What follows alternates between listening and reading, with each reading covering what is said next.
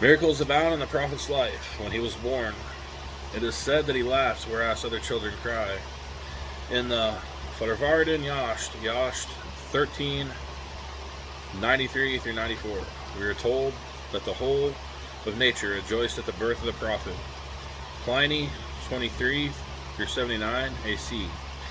In his natural history, he writes that the vibrations of the child's head were so strong that no hand could be laid on it. A black magician, Dorasaran, and his followers made several attempts to kill the child. He was kidnapped and thrown among a herd of cattle to be trampled to death. But the sturdy cow stood over him till his mother found him, her babe, and took him home.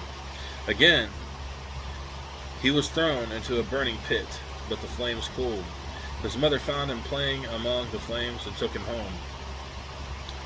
Then Dorasarun and his men placed the child in a wolf's lair after the baby wolves had been slain. When the wolf pair returned, they wanted to devour the infant, but their jaws locked and they were paralyzed. A pair of she-goats passed by and carried the babe with them. At last, Dugdova found him and took her son home. One last attempt was made by Dorasarun himself.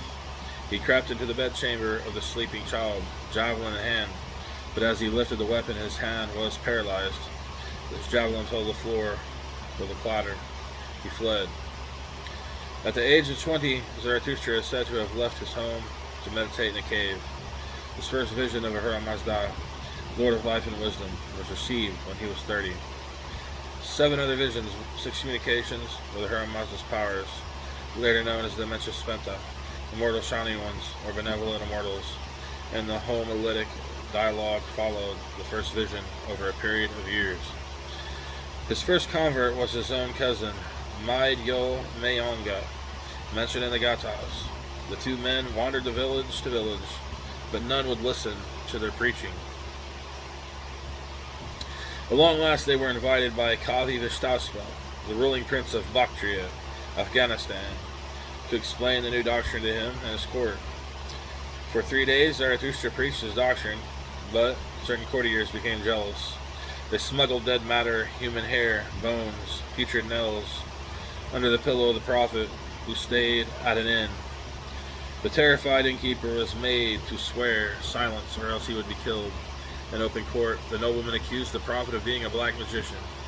The evidence was produced. Vishtaspa was enraged and ordered Zarathustra to be flung into a dungeon. At that moment, the favorite horse of Vishtaspa, Aspasiha, was rolling on the ground in agony, and his 4 legs disappeared into his stomach. Not all the hakims of the land could cure him.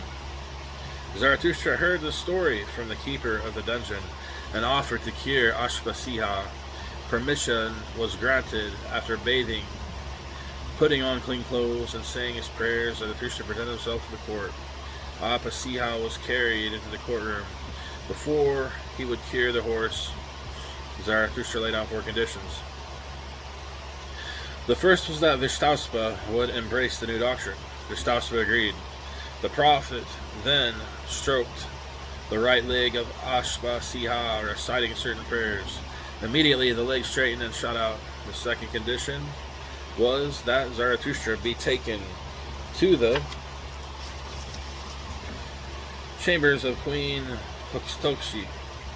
To whom he would explain the new faith, and if she was convinced of its truth, she would embrace it. Permission was granted. Zarathustra convinced the queen, who gladly accepted the new faith. Zarathustra returned to the court, where he stroked the leg of Aspasiha, reciting certain prayers. The leg too straightened and shut out. The prophet's third condition was that the crown prince, Asfandiar, be asked to swear on his sword that he would accept the new faith and spread it throughout the land and beyond. The prince agreed. The third leg shut out, as Zarathustra stroked it and recited certain prayers. His last request was that the innkeeper be summoned and made to swear, on pain of death, to tell the truth as how the putrid matter came to be under the pillow of the prophet. The innkeeper was summoned and confessed the truth, pointing out those courtiers responsible for the act. Vishtaspa ordered the guilty courtiers to be beheaded, but Zarathustra pleaded that they should be banished instead. as that would be punishment enough.